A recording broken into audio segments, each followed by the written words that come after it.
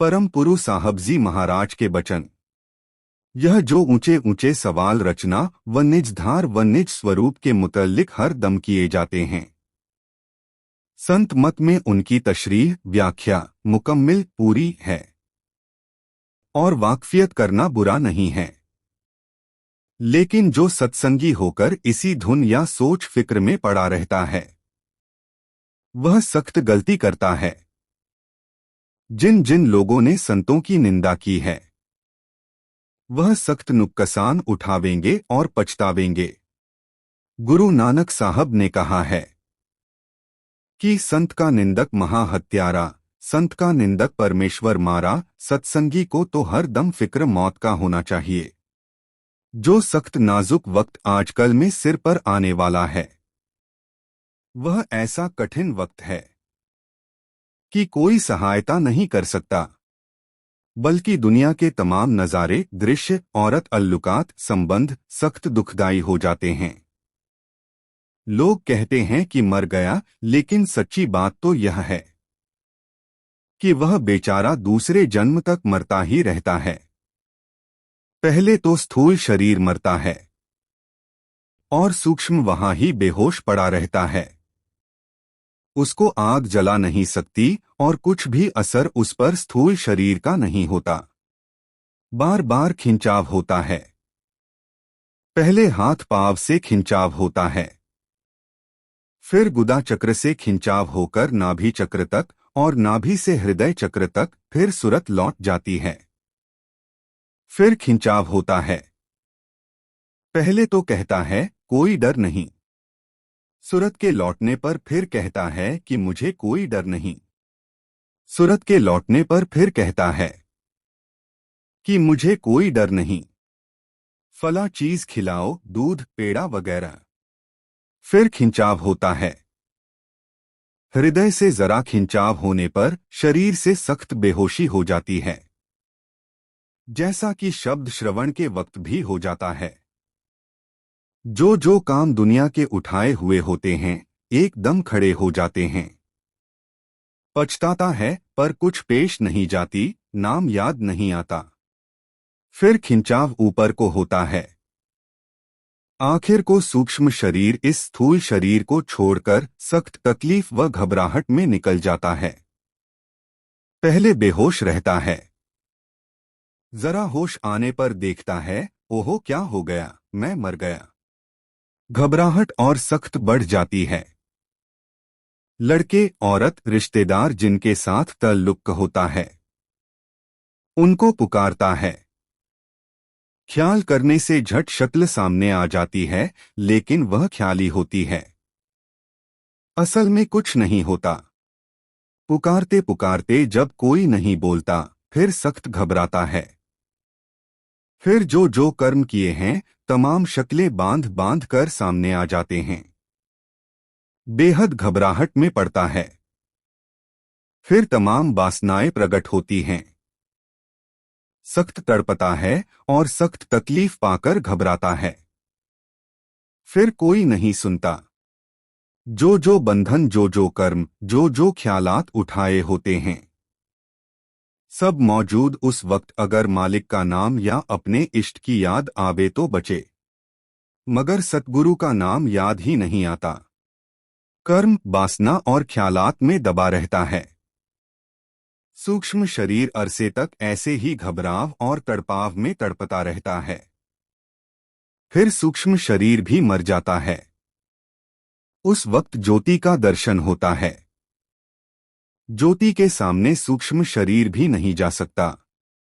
सूक्ष्म शरीर के मरने पर गुप्त वासनाएं व संचित कर्म तक भी ज्योति की रोशनी में प्रकट हो आते हैं। वासनाएं प्रकट होकर फिर आखिरी बड़ी वासना प्रकट होती है। उसके मुताबिक दूसरे जन्म में डाला जाता है। लेकिन सत्संगियों में फर्क है। जिस सत्संगी ने हर वक्त सतगुरु का ध्यान धारा हुआ है और विश्वास और भाव रहता है और मौत को पहले से याद रखता है, उसे जरा गम नहीं होता। मरते वक्त एक विचार होने पर झट दर्शन गुरु का हो जाता है और गुरु के संग आनंद में चला जाता है। लेकिन तमाम सत्संगियों की हालत यह नहीं होगी।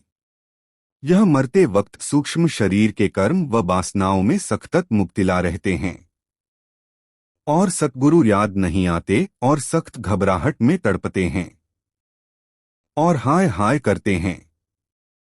अगर कोई सत्संगी सामने आ गया या कोई सेवा याद आ गई, झट सतगुरु राधा स्वामी दयाल की याद आ जाती है और सतगुरु फौरन दर्शन देकर बचा लेते हैं। उस वक्त उनके गम दूर हो जाते हैं। लेकिन सतगुरु परे परे होते जाते हैं और यह सिर्फ उनके पीछे पीछे आता है। सूक्ष्म शरीर के मर जाने पर ज्योति का दर्शन होने पर सतगुरु फिर अच्छी जगह मनुष्य जन्म देकर सत्संग में ले लेते हैं और बाजे सत्संगियों को तो ज्योति के दर्शन तक भी हरगिज सतगुरु याद नहीं व्यते। जो पूरा भाव नहीं रखते और कुछ करनी भी नहीं की, उनकी संभाल भी हुजूर राधा स्वामी दयाल जरूर करते हैं। ज्योति के दर्शनों के वक्त और दूसरा जन्म होने के वक्त पर झट दर्शन देकर 84 से बचा लेते हैं। याद रखो कि सख्त नाजुक वक्त है और हर एक के लिए आने वाला है। जिसने अपना संगी नहीं बनाया उसका बुरा हाल होगा। ऐसा अथाह समुद्र है कि कुछ पेश न जावेगी। बगैर सहारे किसी का छुटकारा न होगा।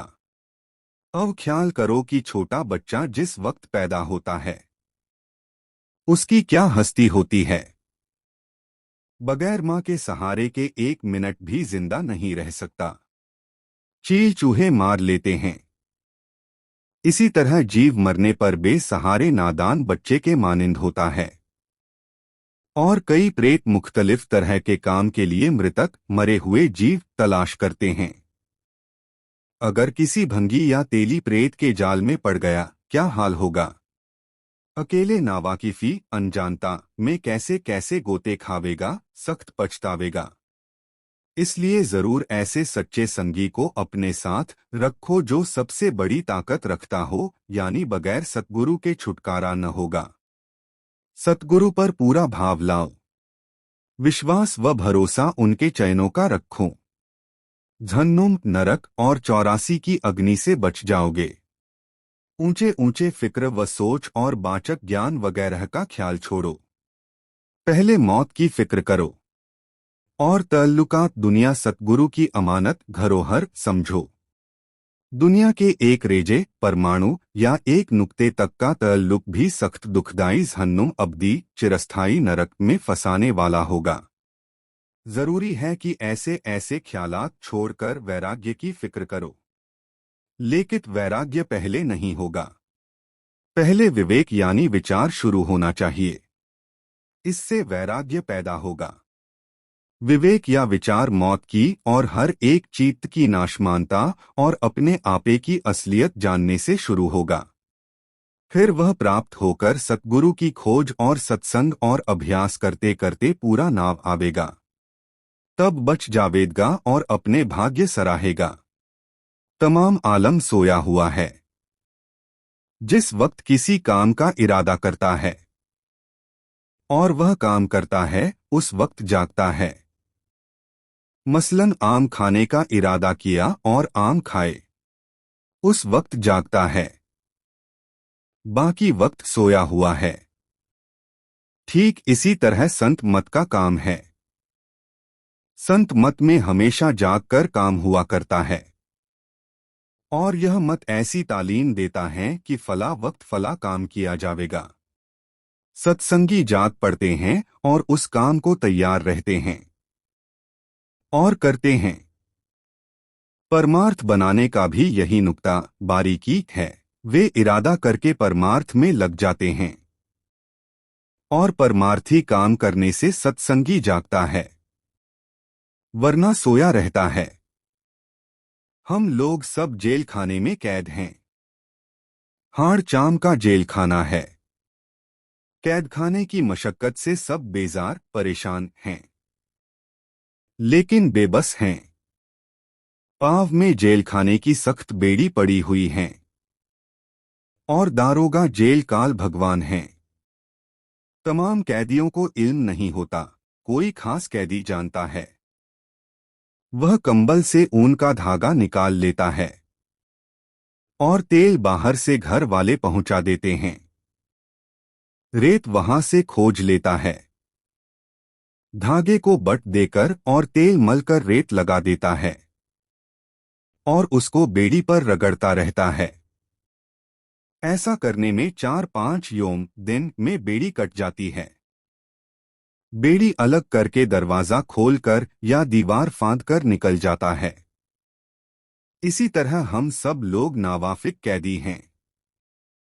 सतगुरु ही दूसरों के कर्म अपने जिम्मे लेकर यह हाड़ मांस का जामा पहनकर जेल खाने में पहुंच जाते हैं।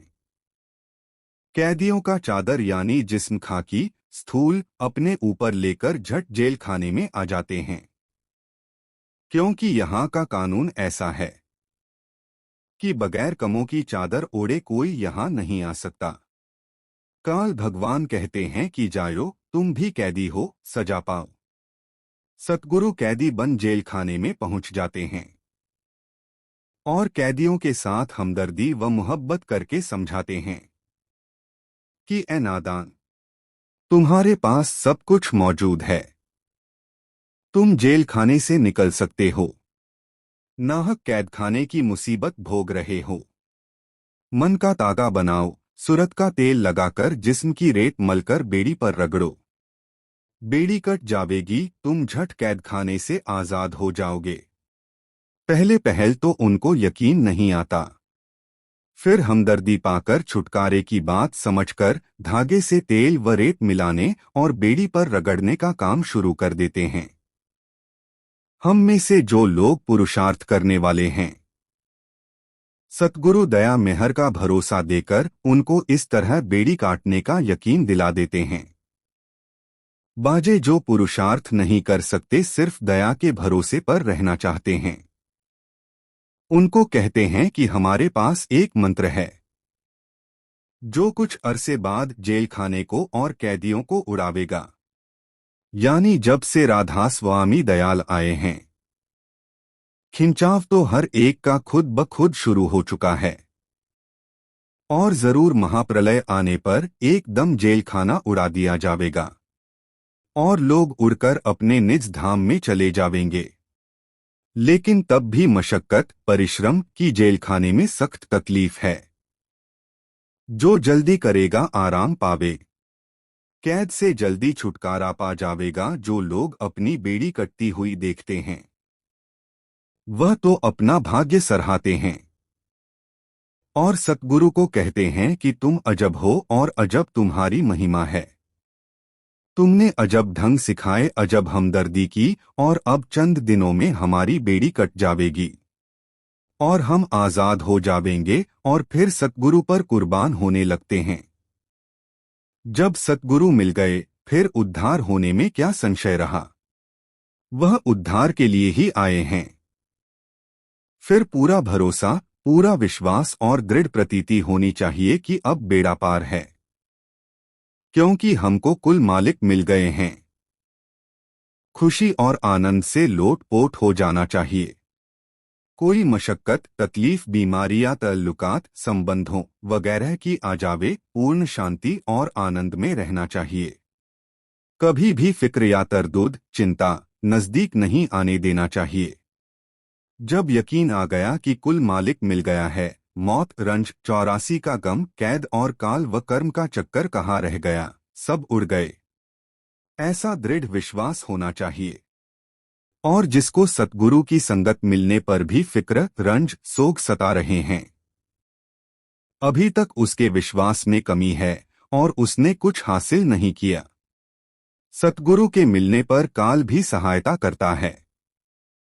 वह ऐसे विश्वास वाले सत्संगी की मदद व सहायता करता है, क्योंकि उसे इल्म है कि अगर ज्यादा अरसा इस जगह रहा तो और लोगों को जेल खाने से भगा ले जाएगा।